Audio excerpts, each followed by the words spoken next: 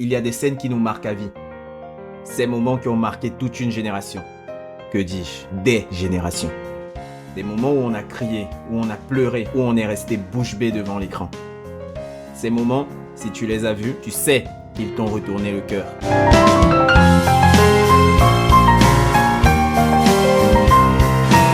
Yo les spécialistes! Aïe, larmes, passion, colère! Je suis énervé là! Aujourd'hui, on plonge dans ces scènes qui nous ont donné des claques monumentales. J'ai sélectionné 15 moments.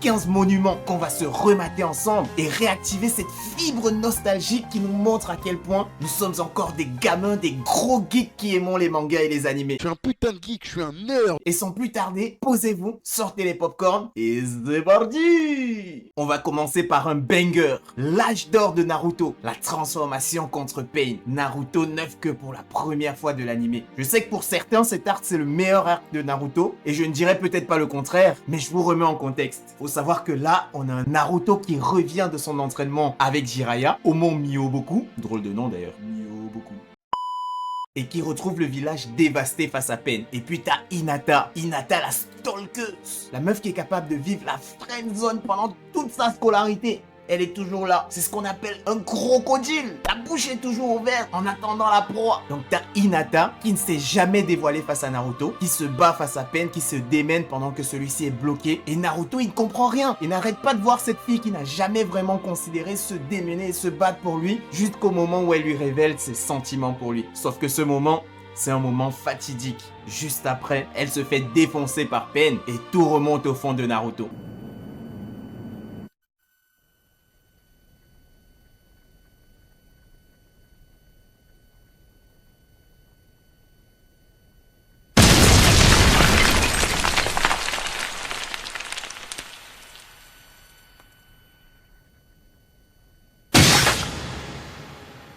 Cette scène est vraiment épique à tous les niveaux, de A à Z.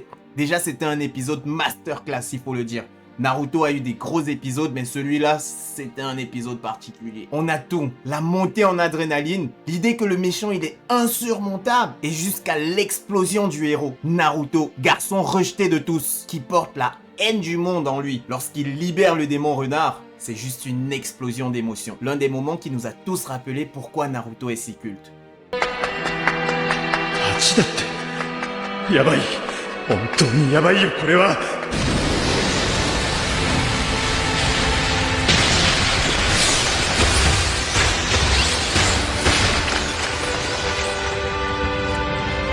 ここまでとはな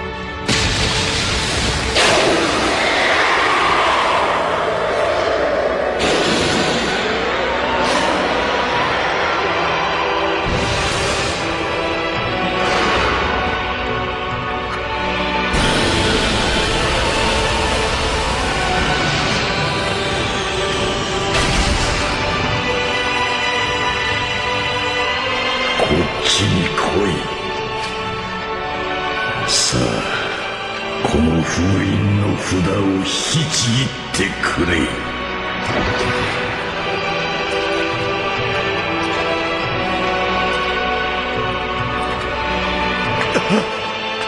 くそもうダメだどうしてこんな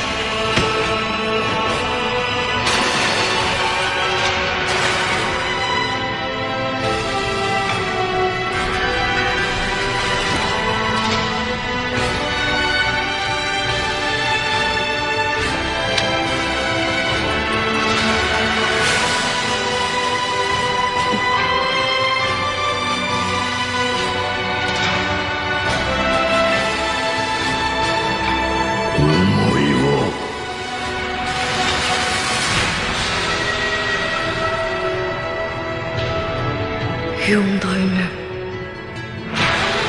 火影。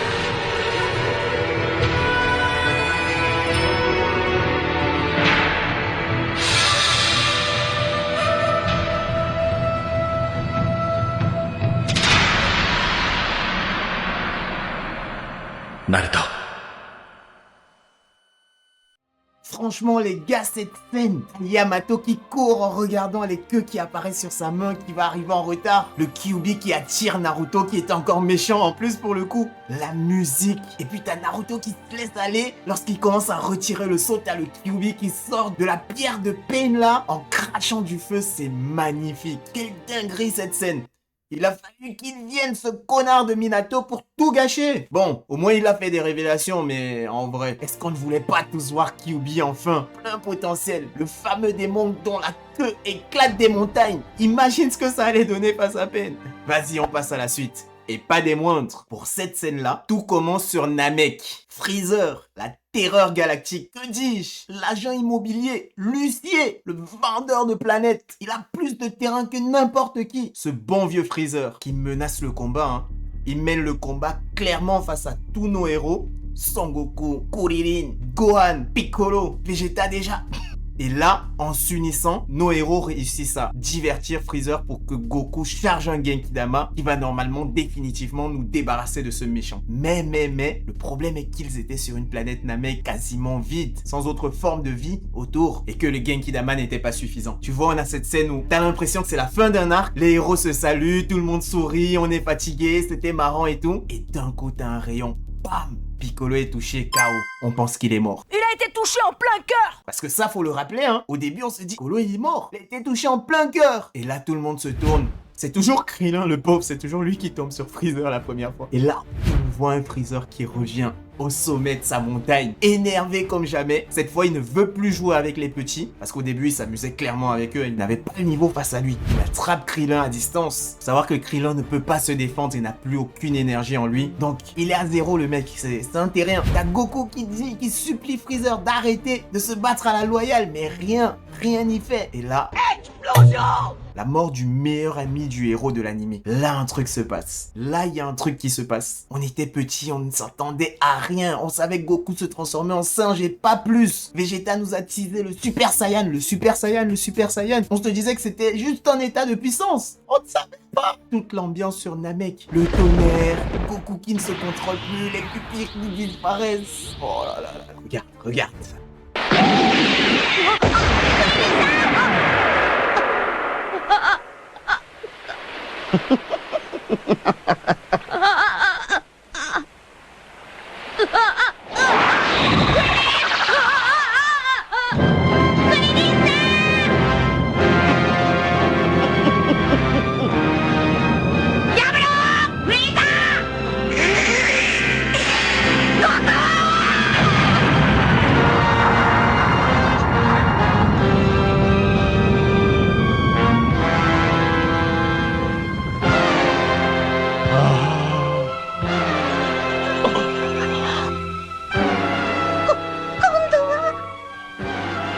クリリンが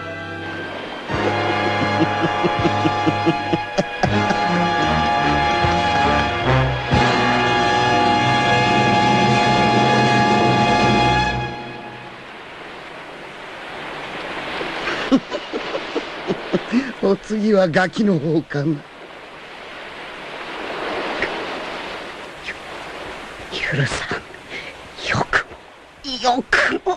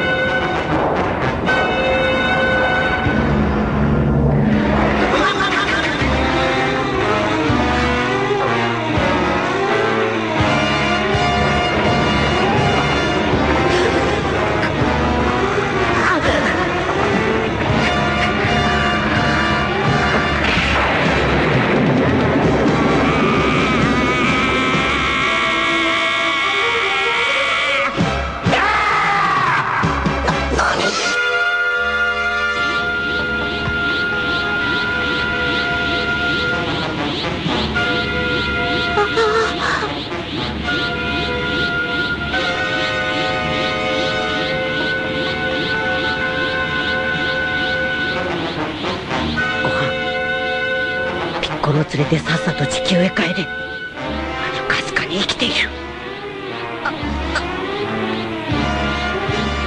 俺の理性がちょっとでも残ってるうちにとっとと帰るんだ。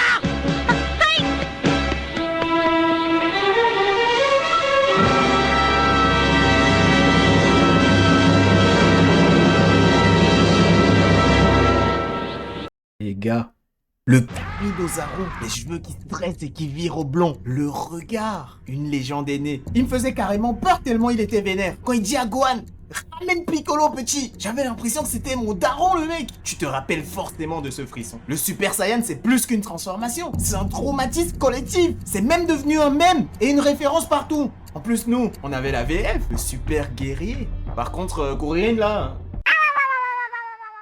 Pour la suivante, si je te dis Néféropito, Chimera Ant, Gon, Serment, tu vois de quoi je parle? Lorsque le gentil petit Gon décide de sacrifier son humanité pour venger un être qui lui est cher et que ça fait des étincelles, franchement c'est fou. En réalité, moi dans cette scène, j'ai surtout été choqué par la violence des coups de Gon sur Néféropito. T'avais l'impression que le mec n'avait plus aucune raison, il n'y avait plus rien. Limite à ce moment-là, c'était plutôt lui le méchant. Car moi, il faisait pitié, hein. Néféropito, viens on se mate ça.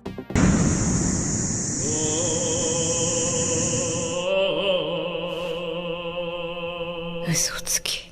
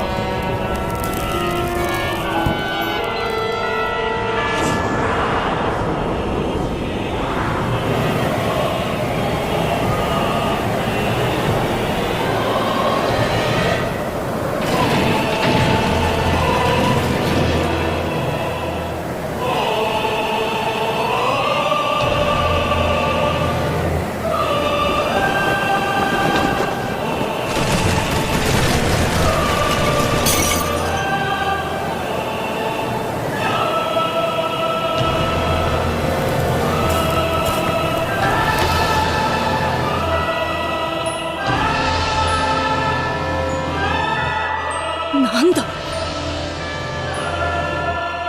なんだこれは。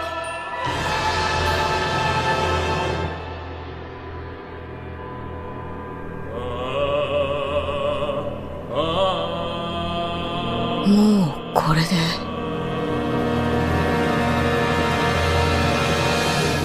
終わってもいい。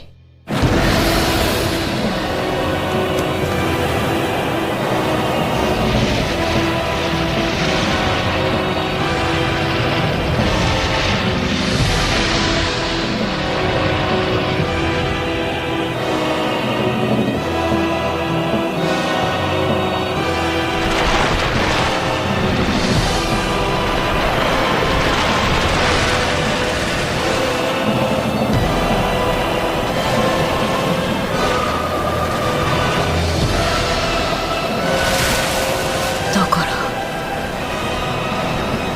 ありったけを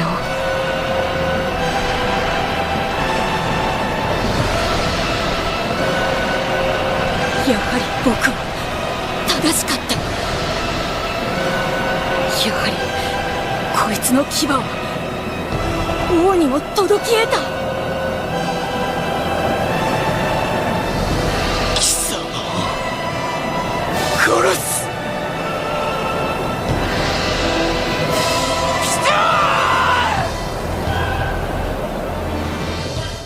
Des moments comme ça où tu ne reconnais plus ton héros. Hunter x Hunter, c'est pas un shonen classique. Togashi, c'est pas un mangaka classique non plus. Et ce moment-là, il l'a prouvé. Un Gon brisé, enragé, qui sacrifie littéralement son avenir pour pulvériser Néféropito. Je vais t'enculer. Je vais te briser tes os, je vais te boire ton sang. Viens. Cette transformation est un mélange de rage, de beauté et de désespoir. Sans doute un moment qui te hante encore. Imagine que t'as un ami. Tu sais que c'est un bon gars. Il fait tout ce qu'il peut pour réussir et faire les choses bien. Mais à chaque fois, la vie lui met des grosses claques. Il subit tellement d'injustices, mais malgré tout, il ne lâche rien. Et toi, t'es là, tu le vois grandir, tu le vois s'acharner. jusqu'à ce jour où tu le vois obtenir enfin ce qu'il mérite. Tu vois ce que tu ressentirais en vivant ça? C'est la scène de Naruto qui revient à Konoha, après avoir sauvé le village de la menace qu'était Pain.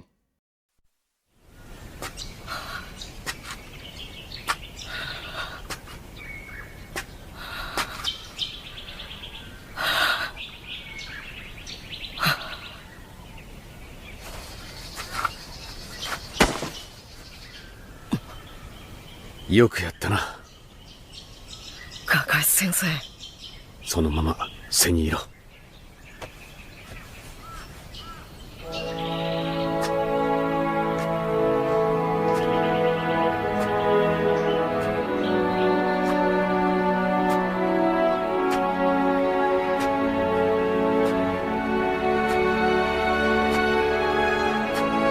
重くなったな。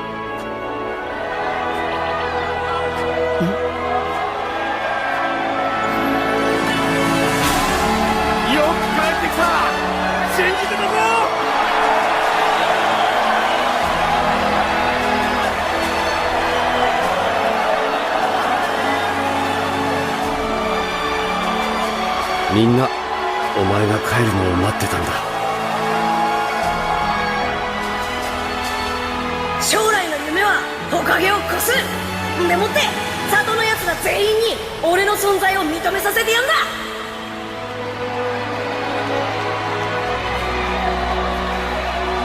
ナルト、よく頑張ったな。な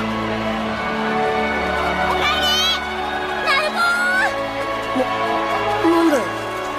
事の顛末は全て私を通して伝えておきました。ねえねえ、敵はどんなだった？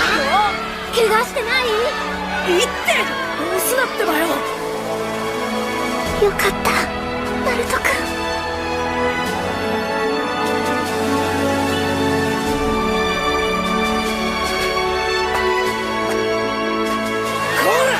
いい加減やめ。さくらちゃん、無茶ばっかりして、このバカ。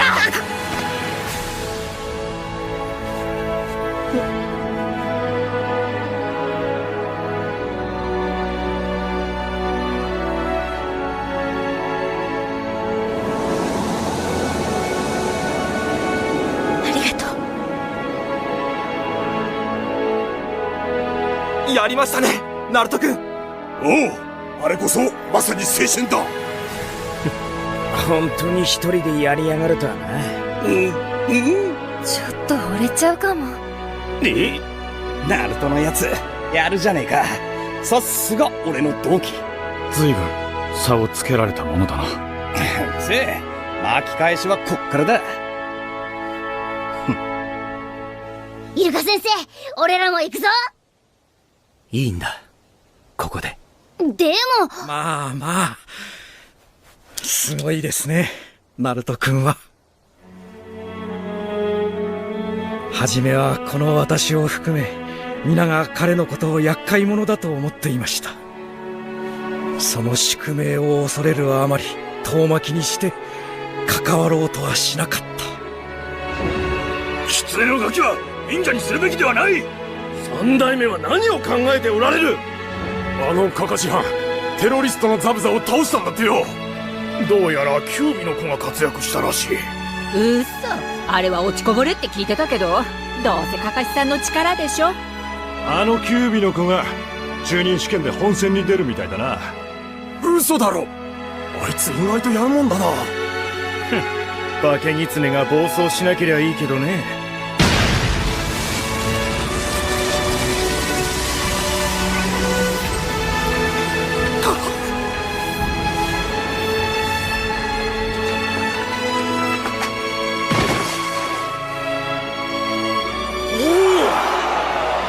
あれが例の子か。ヒューガに勝つなんて、それも素晴らしい試合だったじゃないか。あの狐のガキがこんな戦いをするとはな。大したガキ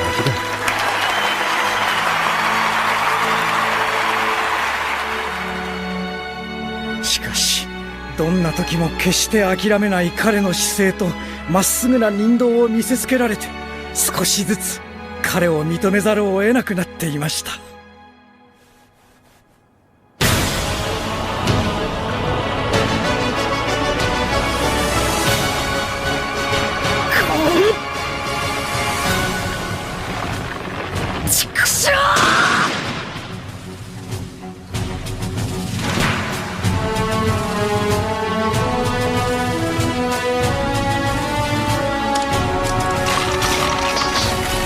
花の陣中力から里を守ったらしいわよ。誰が？渦巻きナルトよ。ほら、あの例の。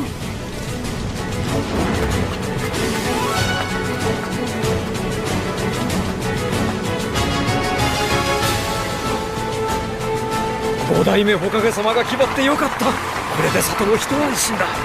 ジライア様とナルトのおかげだな。オロチマルともやり合ったって本当？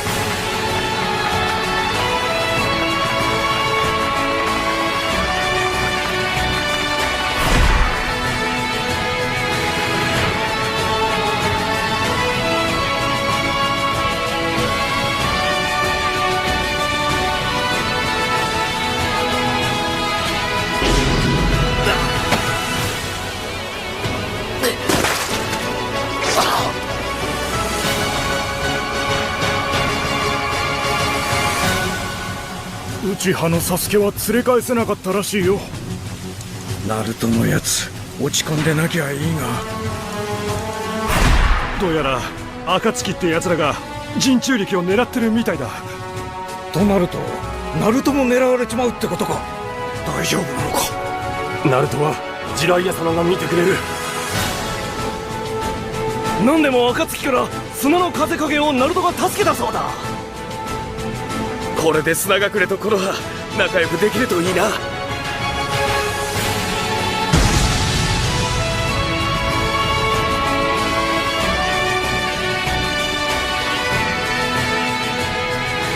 ジライア様が暁にやられた。ナルトは大丈夫か。ナルトはジライア様の意志を受け継いでる。へこたれちゃいないよ。あいつはいつものように進むだけさ。今では皆心からナルト君のことを信じ暗示期待し願っている。彼は本当に多くの人々の心を変えてしまった。あいつは頑張りましたから。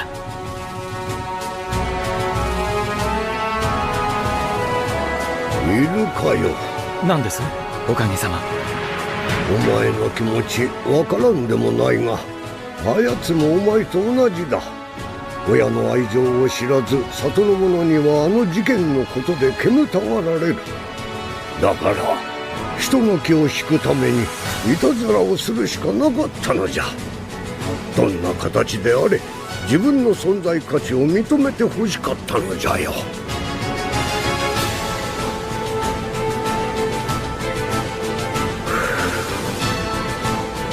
四代目は里の者たちにナルトを英雄として見てほしかった。そう願って封印し死んだ。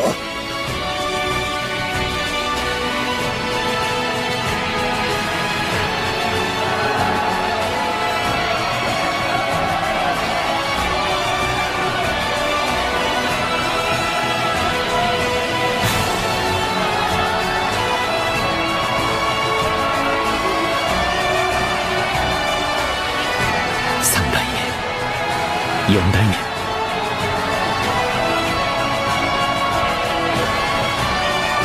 今目の前に英雄がいます。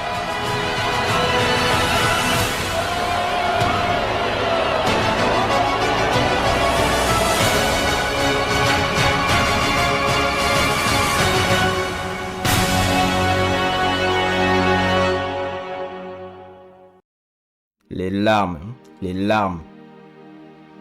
Cette scène me touche tellement. Elle est tellement humaine. C'est trop d'émotions. De toute façon, c'est ça Naruto Shippuden. Les gars, en numéro 5, j'ai mis un GOAT sur une œuvre GOAT. Je vous remets en contexte. Saison 2, attaque des titans, Eren kidnappé, t'as tout le bataillon et la garnison à la poursuite de Bertholdt et Reiner. Ça part en Shingeki no Kyojin Olympic Edition. T'as tout le monde derrière eux juste pour attraper Eren. Et là t'as Erwin. Déjà il faut le dire, tout cet épisode c'était Erwin le GOAT.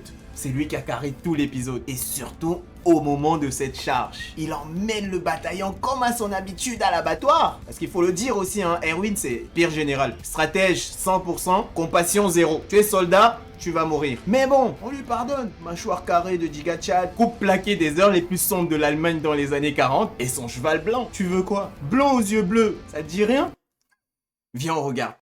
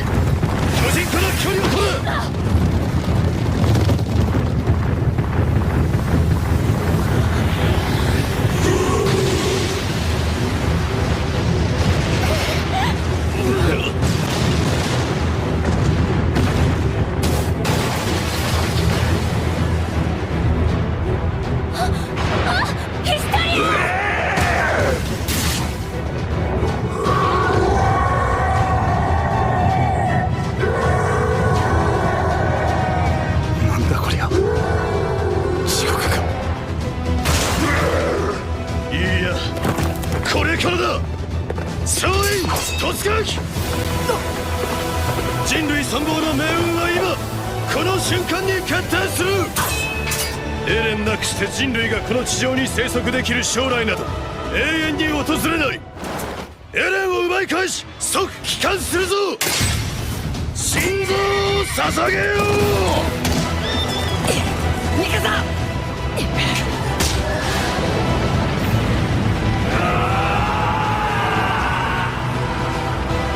調査兵団め、奴ら完全にどうかしてるぜ。おい！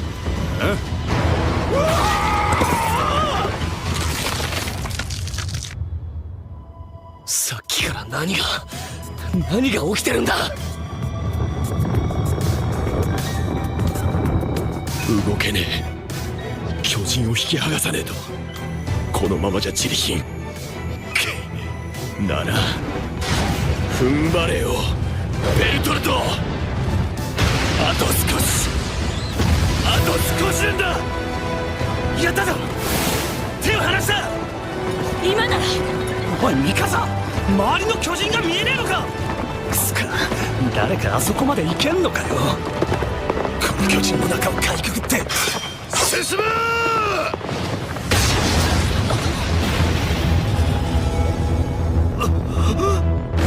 エルミンダンジョ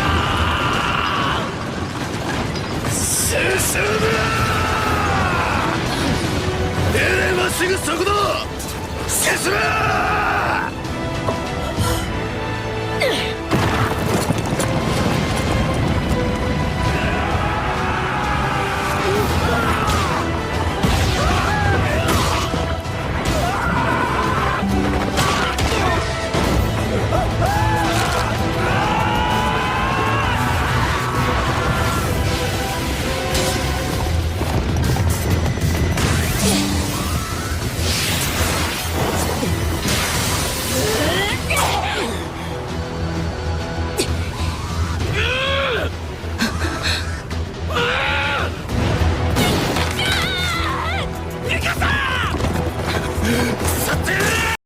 Mais les gars, la tension était au sommet. Il est complètement illuminé cette héroïne. Mais il est malade ce mec. Non mais sérieux, il est complètement fou. Et les gars du bataillon d'exploration aussi fous que lui pour le suivre. T'avais tous les titans là qui se baladaient. T'avais Rainer et Berthold qui couraient pour s'enfuir.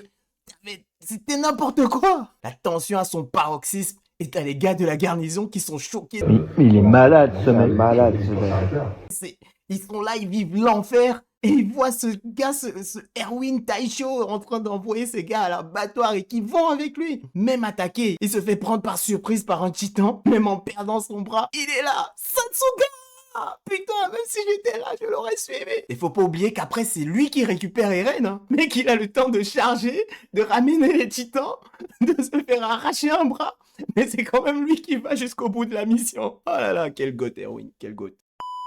Et vu qu'on est sur le GOAT, je tiens à lui rendre également un deuxième hommage. Cette scène pour moi elle est culte. Même s'il n'y a pas d'action, il n'y a rien qui se passe. C'est une émotion, c'est une tension. On va aller dans un truc de différents. Contexte, on a le bataillon d'exploration qui a pris de plus en plus d'envergure auprès du grand public et là il décide d'aller conquérir le mur Maria, Waru Maria comme ils disent. Et juste avant le départ, toute la population qui se réunit en dessous du mur et qui se met à hurler. Wow, wow. Jusque là je me suis dit, ah, ils reviennent de loin quand même, surtout quand on se rappelle des retours d'expédition des membres du bataillon d'exploration. Donc là ils se font aduler, mais ce qui me choque, ce qui m'a le plus touché au moment de cette scène, c'est Erwin, le mec le plus calme, le plus stratège, tout ce que tu veux, qui là se laisse aller, comprend que la foule est avec lui et galvanise la foule, l'emmène avec lui. Même les gars étaient choqués autour de lui. C'est une scène très simple. Mais juste la musique, et quand t'as vécu tout ce que t'as vécu avec eux, t'es emporté par la scène, la musique, les cris et tout. Franchement, j'avais envie de partir avec eux. 日没直前いよいよだな。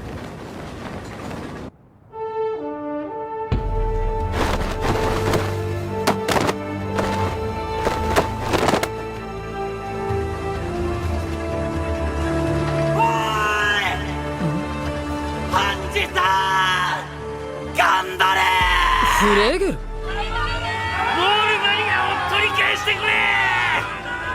人類の未来を任せたぞ。2番兵長、この町を救ってくれてありがとう。全員無事に帰ってきてくれよ。でも領土は取り戻してくれ。勝手を言いやがれ。まああんだけ騒いだらバレるよね。それがリーブス商会から肉を取り寄せたもので。フレーゲルめ。調査兵団がこれだけ歓迎されるのはいつ以来だ。さてな、そんな時があったのか。私が知る限りでは初めてだ。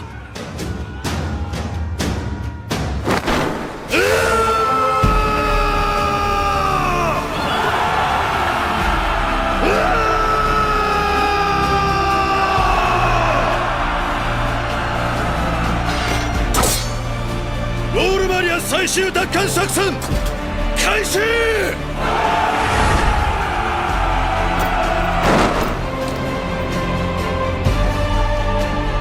進め。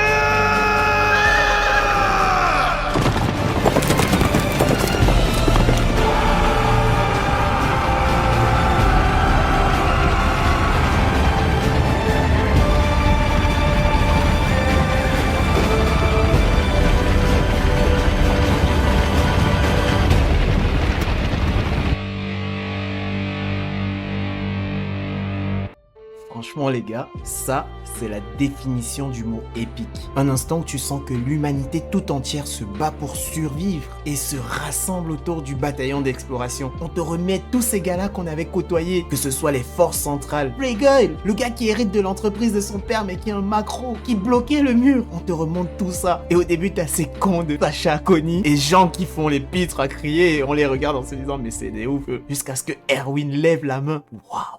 Franchement, quand je revois cette scène, les larmes, après tout ce qu'ils ont traversé, franchement, ça fait plaisir. Bon, allez, vu qu'on est dans l'émotion, on va reparler également d'un moment qui m'a marqué à tout jamais. Toujours contexte émotionnel. Il y a eu un combat épique entre les Saiyans et les Terriens. Vegeta Nappa face au reste du monde. Franchement, dans cet arc, il y a eu pas mal de moments marquants. Je sais que vous aurez un en tête, etc. Mais j'ai sélectionné celui-là spécifiquement pour vous.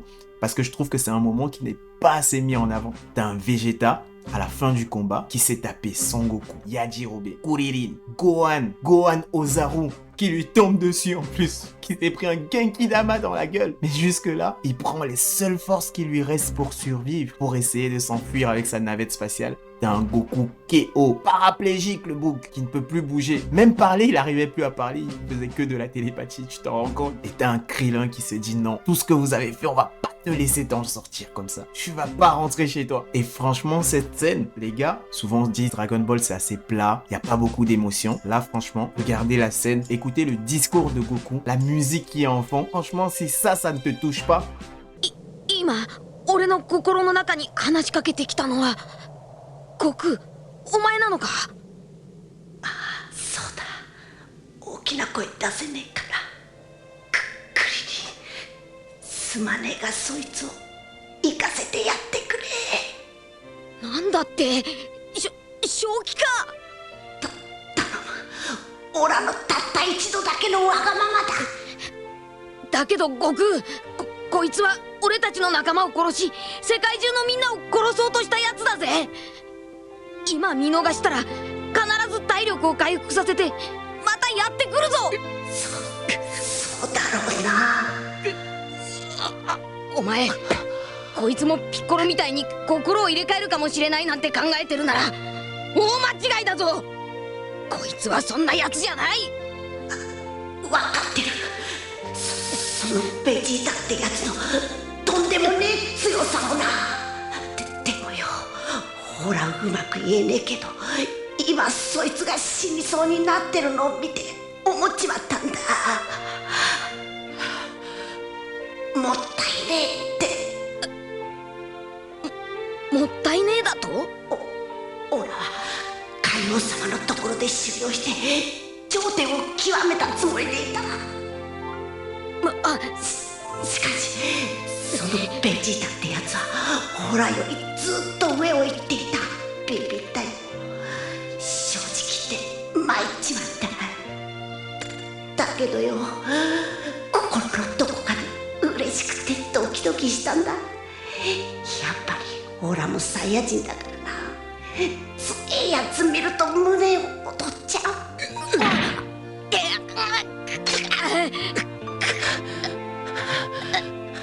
ほら、もう一度修行を積み、そいつと戦いて。こいつはヤムチャさんを、天津飯を、チャオズを殺したやつなんだぞ。間違ってるのは分かっている。ほらのわがままを聞いてくれ。もう一度やつと戦うチャンスをくれ。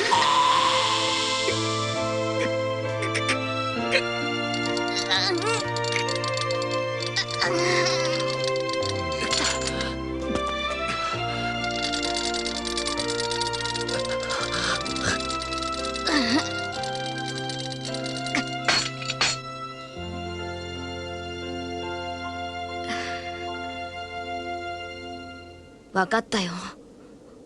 お前にはわがままを言う資格があるさ。今の地球があるのも悟空のおかげだ。だけどいいな悟空、今度の時はぶっちぎりのパワーでやっつけちまえよ。きっとだ。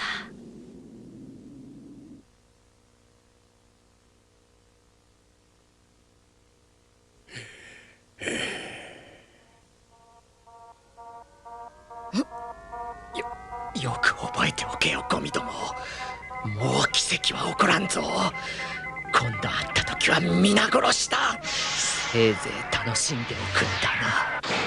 Franchement les gars, ça touche, hein. T'imagines l'émotion de tous leurs amis partis, sachant qu'à ce moment on se disait qu'ils étaient vraiment morts, hein. Vu que Piccolo était décédé, il y avait le Tout-Puissant également qui était décédé avec, donc il n'y avait aucun moyen de penser à les ressusciter à ce moment-là. Non, franchement c'est touchant. Et pour les fans de version originale, sachez que même la version française de ce passage-là est magnifique.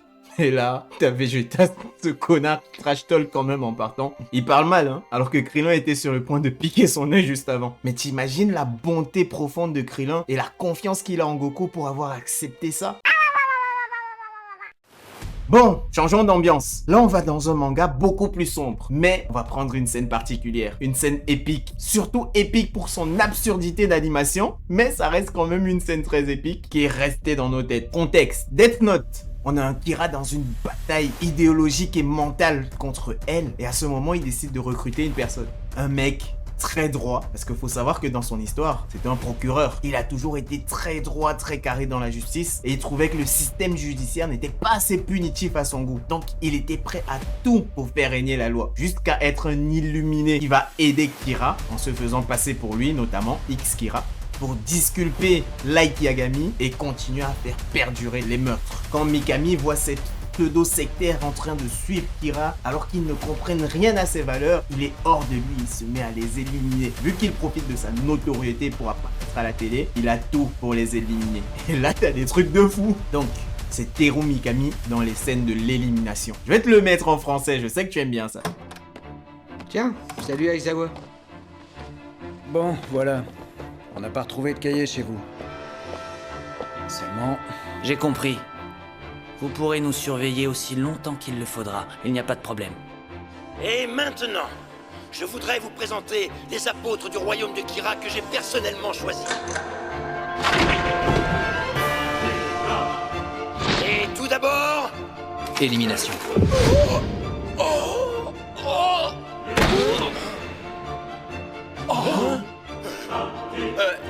Nous rejoindrons tous Kira. Élimination. Élimination. Élimination.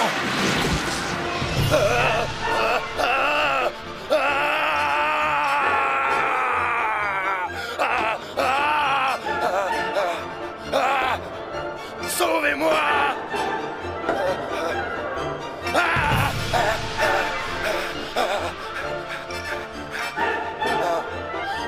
Élimination.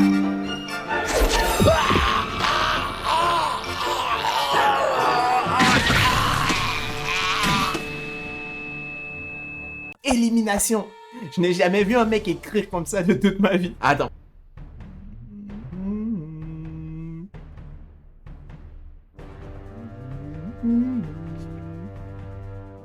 Alors...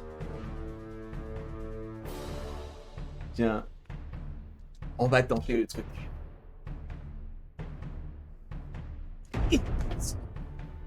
Putain, ça fonctionne vraiment en fait. Élimination. Dis-moi ton nom en commentaire, c'est pour une expérience sociale. Allez. Pareil, la scène suivante, elle est épique, mais je trouve qu'elle n'est pas assez connue. Contexte, nous sommes dans Bleach, décoloré, Ichigo, manga oublié, et puis revenu, le Big Tree, connais. Et on est dans l'arc que j'ai trouvé le plus intéressant, c'est l'arc des Arrancars. T'as Aizen qui revient enfin du monde des Holos avec tout son bataillon, prêt à livrer une bataille incroyable face aux Shinigami. Et donc moi je me suis focus sur une action bien particulière, parce qu'il y a eu des dingueries dans cet arc. T'as Ichigo qui se transforme en Holo face à Ulquiorra, mais il y avait un truc de plus niché. Pourquoi je l'ai aimé? C'est parce que t'as un protagoniste assez particulier avec une sorte de charisme. Et t'as un méchant, tu sais, le méchant bavard qui crie, qui fait ci, qui fait ça. Mais le twist fait que la peur change de camp. On a d'un côté Izaki Shuirei, qui était vice-capitaine de sa division, avec le 69 en tatouage. D'ailleurs, je sais pas pourquoi il a choisi 69, lui. Il veut, hein? Il veut. Gourmand. Enfin bref. Donc, Izaki Shuirei va se battre contre un Arrancar, a priori espagnol, Findor.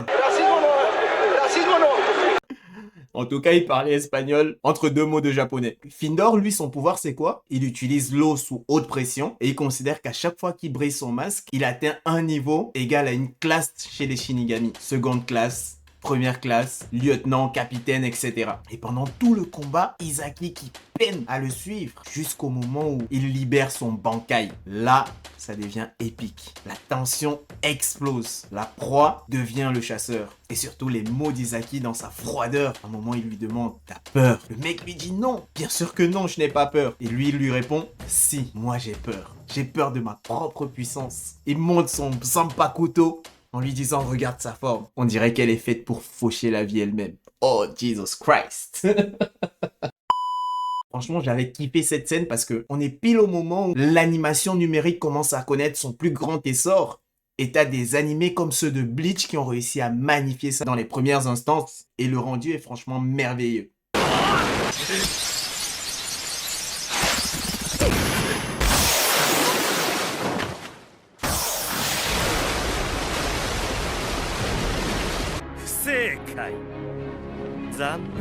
Shinigami.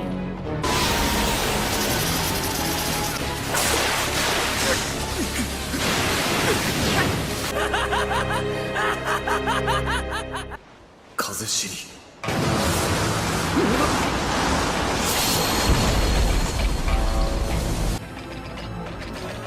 なるほどそれが君の残白刀か久木周平俺はこいつの形が気に入らねえんだ見ろよこの形命を刈り取る形をしてんだろ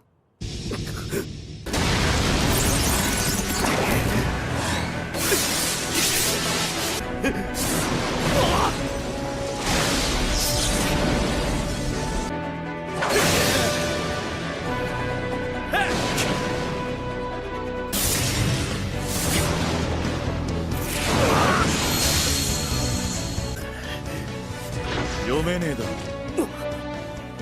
こいつの動き怖えか。誰が？俺は怖い。自分の力が巨大すぎて怖いか？隊長である君に勝つではない。自分の力が怖くはねえんだな。自分の握る剣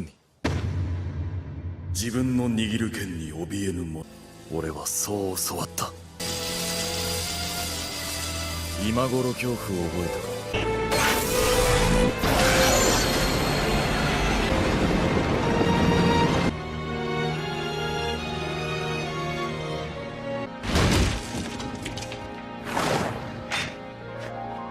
隊長格と同等か。剣と違いもいいとこだぜ。 Franchement, s'il y a quelque chose qu'on ne peut pas enlever au protagoniste de Bleach, c'est le flow. Est-ce que Bleach ne serait pas un des précurseurs de l'aura farming avec Piccolo? Franchement, chaque personnage, dès qu'il fait son Bankai, il y a un truc qui se passe. Tu sais toi-même. Le Bankai, franchement, c'est une invention de baiser. Faut le dire, faut le dire. Et mec, meuf, c'est l'heure de t'abonner, hein. N'oublie pas, t'es arrivé jusqu'ici, tu t'abonnes, tu likes, commentes, tu partages. Fais ce que tu veux, mais abonne-toi, c'est très important. Je veux 500 spécialistes sur cette chaîne. Donc les amis, ces scènes nous ont traumatisés, et c'est exactement pour ça qu'on les aime. Elles nous ont choqués, nous ont inspirés, nous ont marqués à vie. Qu'il s'agisse de puissance brute, de tragédie ou de révélations choquantes, elles prouvent juste que l'animé, c'est plus qu'un simple divertissement. C'est toute une expérience émotionnelle. Alors dis-le-moi en commentaire, c'est quoi ton moment d'animé préféré, celui qui t'a donné des frissons à vie? Si tu me dis en commentaire, j'en ferai peut-être une vidéo partie 2, parce que crois-moi que des moments il y en a, hein. Et surtout, abonne-toi, parce que les spécialistes, on est là pour revivre ces émotions ensemble. J'étais parti sur 15 moments épiques, mais au vu de la longueur de la vidéo, j'ai décidé de la diviser en 2 parties. Les 2 sont déjà montées et prêtes à être envoyées. Donc lâche un maximum de pouces bleus sur cette vidéo pour que je te balance la seconde, et surtout n'oublie pas de t'abonner.